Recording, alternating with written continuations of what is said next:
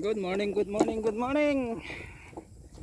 Dito tayo guys sa garden 2. So ito rest hour yung pagtanim namin kahapon guys. Supposed to be na mag-deliver ako. Then pag-usapan namin na why not magtanim muna, then mamayang gabi na lang. So naggabi yung deliver natin kahapon. So ito magpapatubig tayo guys. Patutubigan na natin kasi super init para madaling tumubo. Pero unahin natin dito sa ating mga tanim. Ayan, unahin muna natin tong mga may tanim. Nataniman na namin to guys, hindi na to inararo. At least malinis naman.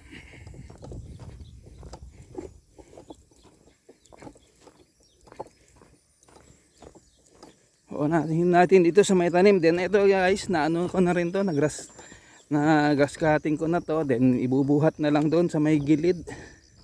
Ito yung mais para mataniman naman natin to ang next.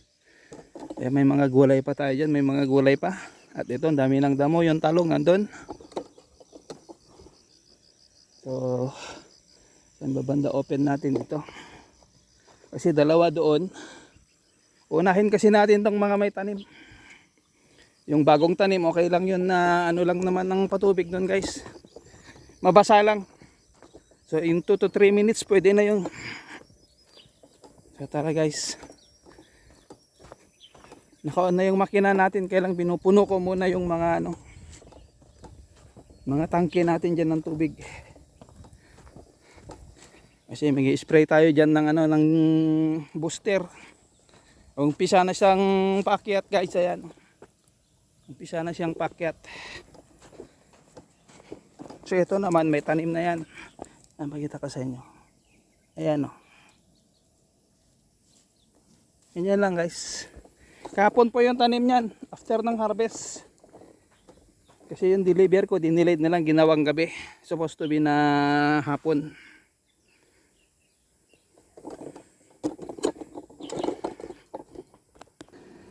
Ito na guys, yung patani natin may panibagong sanga. Ayan Ayan, start na namang mamulaklak. Kaso murang-mura yung presyo niyan. Mas gusto nila yung puti. Ayaw nila ng may batik-batik o yung parang polka dots. So dito yung unahin nating patuwigan. Ito, makakilala nyo to. Ayan, may mga bunga na. Ayan Ayan.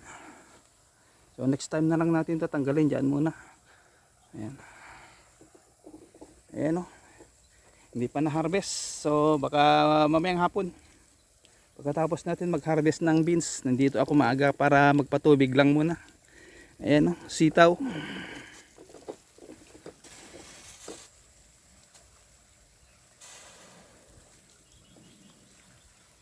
Uy, may naka-open dun na iba, di ko napansin. Ayan guys Hindi ko napansin may naka-open. Baka nung yan yung si Mrs. ang nagpatubig dito. Sabi ko pagkatapos mo magpatubig, stop mo lahat kasi minsan may mga napapadaan na pakialamero. Noon nilang water pump.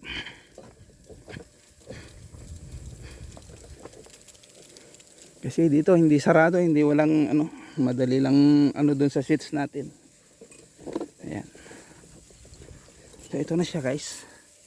Ayan akyat na. Saka ayan, may mga damo na naman. Mga bukas pagkatapos mag-harvest sa garden tree kasi doon konti lang. Mga hanggang alauna lang ganun o alas 2 tapos na. Kasi medyo malayo yon, medyo late din tayo pupunta ron. Mga nagla-live tayo doon, mga alas 8 na. Ito guys yung pang natin, July, mga mid-July yan guys. Dahil mainit na ngayon, madali lang hintayin. 40 days o 45 days. Tsaka medyo ihahabol natin to guys. Yung namin, yung gawa namin na liquid fertilizer, yun ang natin dito. Yun ang gagamitin natin dito. Pero sa side dressingan po natin yan. Tatakpan ng lupa, kakanalan, then ang mga pataba na nito na next yung ano na liquid. Yan lang guys, gagayad mo lang kung saan siya ano, kakapit. Ayan o.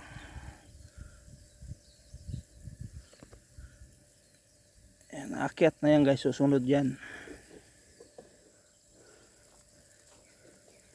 Ano lang guys naman ang patubig natin, tig 3 minutes lang yan. Uunahin kasi natin tong mga may tanim. Yung ano, di bali yung bagong tanim, kahit mga 1 minute lang okay na. Mabasa lang guys ng konti.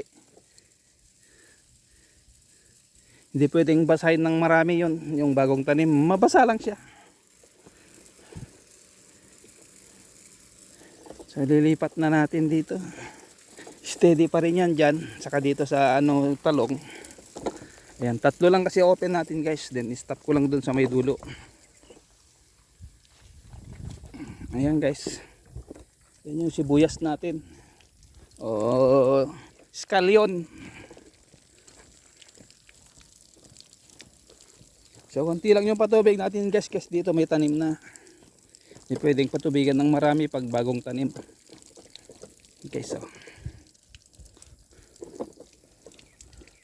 kinain ng daga yung ibang bunga, kaya ginawa ni Mrs. Pakyat. So ang cucumber natin tatanggalin na yan kasi ayan o, nakain ng daga. Then siyempre yung fruit borer, ito guys, may bunga na rin o. Ayan o. Ayan, yung kalabasa wala pa. Nataniman na natin lahat yan guys. So una lang natin doon patubigan. So ito yung update natin dito sa may garden 2. I-live ko na sana kahapon yung pagtanim, kaya lang medyo alanganin na guys. Lobat ang pond natin. Tsaka nagmadali kaming itaniman to guys. Nagmadali kaming taniman to kasi siyempre magdi-deliver pa ako.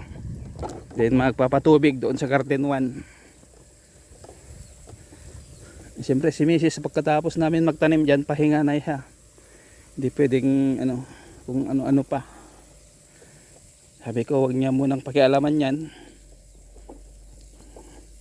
Sabi ko the next day na lang na i-guide niya yung mga ano ba, yung mga talbos na ano, hindi pa umakyat at kung saan saan napunta. Guys, dire-diretso na akyat niyan. Yan doon. So yung ano na yan guys, tataniman natin ng ano, patani, yung puti. 10 puno. Ito puro beads na to hanggang doon. Para itong style nito parang yung ginagawa dati natin sa garden 1, alternate. Pang everyday ba, July. Ito yung pang everyday natin ng July. Kalahati.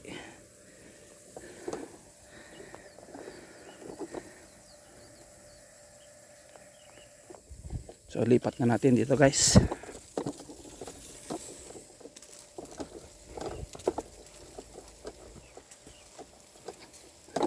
Tig 3 lang guys yung ino-open natin. Stop na natin dito. So ito naman, bubuhat natin yan doon. Pero ano na, the other day na. Yan. Siguro mga ano to, abot ng 15 minutes tong vlog natin na to. Ayan guys, dito naman banda yung pinapatubigan natin. At kung kita nyo guys, oh. Di ba? Ang liwanag. So medyo madalian yung harvest natin. Sana wag uulan sa hapon. Kasi yun naman nakalagay dyan sa weather forecast. Scattered rain showers. Yung pabugso-bugsong ulan. Pero di natin alam kung pati dito sa atin.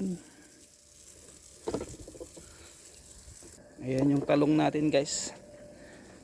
Dahil walang spray yan. Ayan oh, pati talong sinira ng fruit borer.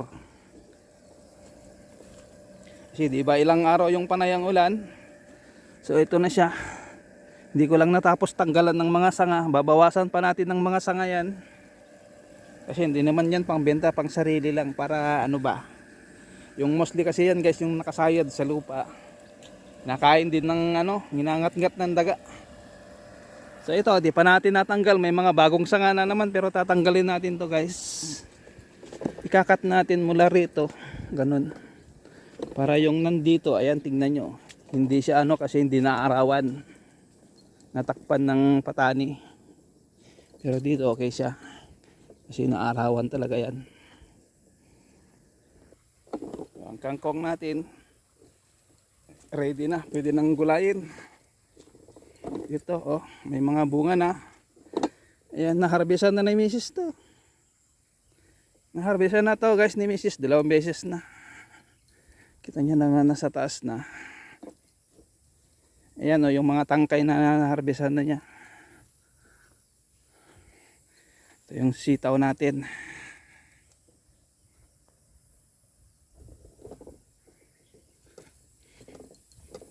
Yan. Kumpleto ang gulay natin kasi ito mayroon pang ano. Ampalaya. Oh, ayan. Ayan oh. Sayang. Hindi ko napansin oh. Hindi niya kinuha yung dahon. Panghalo sana natin sa munggo. Di bali next time kukuha tayo dyan ng mga dahon. Kasi dito wala namang spray pa dito guys. Ano lang, grower lang muna. Pag gabaywang na yan, mga after 1 week pa saka natin sprayan yan ng ano, ng insecticide para yung mga namamahay na dyan mawala.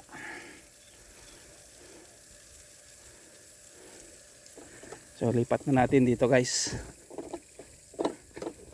Tig-tatlo lang guys yung open ko kasi hindi ko nalinis yung pinaka-tip ng water pump muna.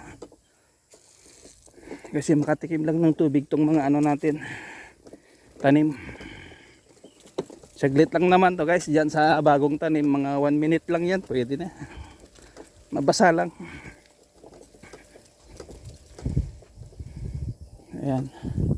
Saglit lang yun guys, mamaya lilipat natin dito.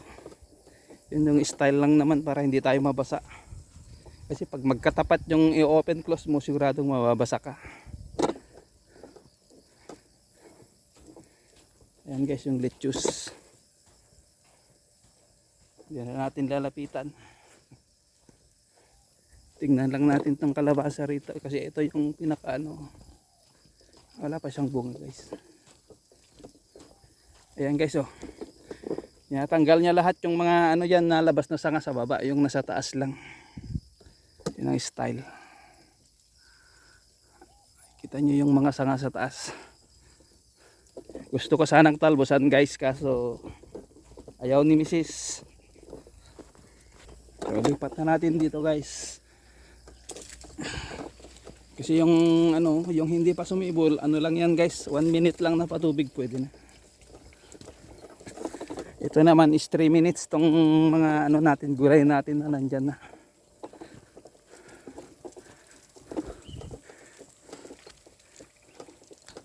Kasi ito oh, may mga leak na naman guys. Yung ano siguro yung paglinis kasi minsan yung nagaganon na alog natatanggal yung pagkadikit.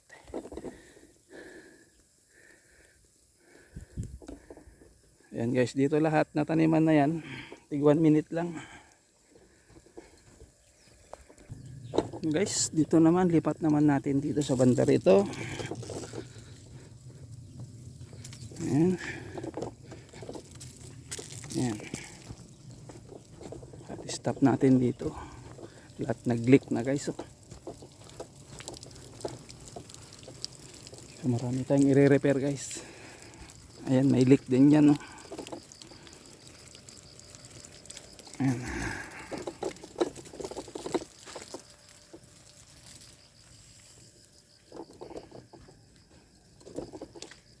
So okay na rito guys, dito na lang.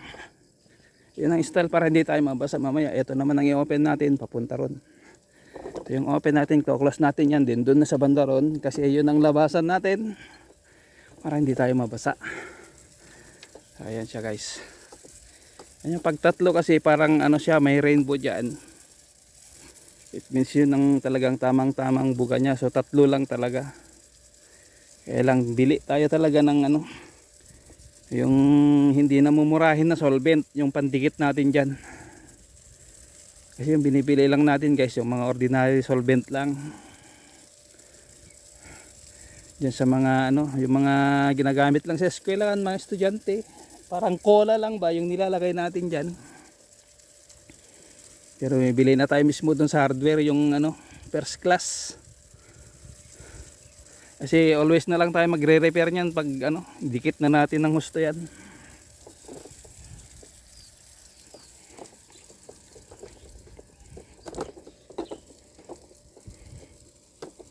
Ito guys.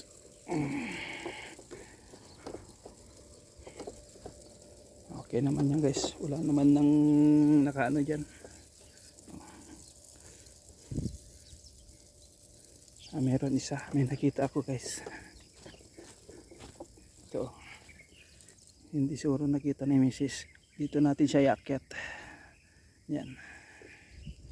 Ganun lang guys. Papakapit mo lang dyan. Yung mga sanga na yan pag pwede nang kumapit. So lipat na natin dito guys.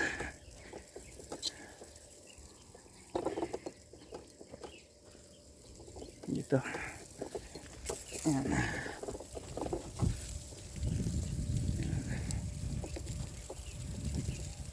Ayan guys. Okay. Stop natin. Stop. Halos puro may leak guys. Tama yung sabi nung ano eh. Nung mga nagre-repair.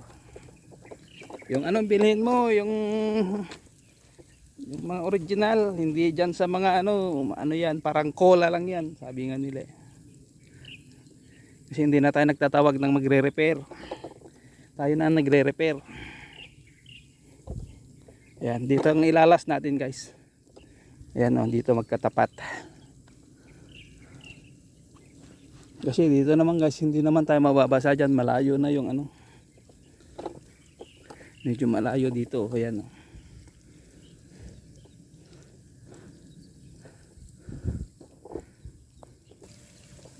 Diba? Ayun o, kita nyo yung leak.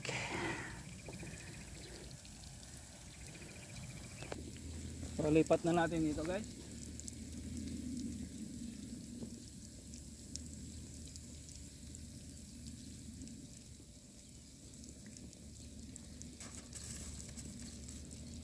Ayan. I-stop na natin doon.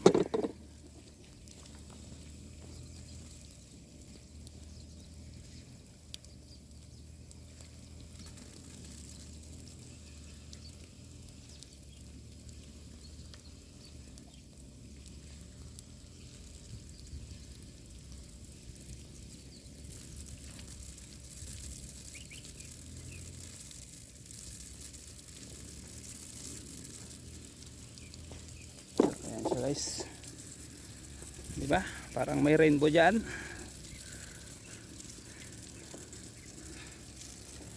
Padodoblehan natin yung gilid kasi tig-tatlo yung open natin para lahat na patubigan. Ayan. Saglit lang naman yan guys. 1 minute then 1 minute. Ayan guys. At dito na yung last part natin. Stop natin to. Open natin to. Close. Yan lang. Open natin.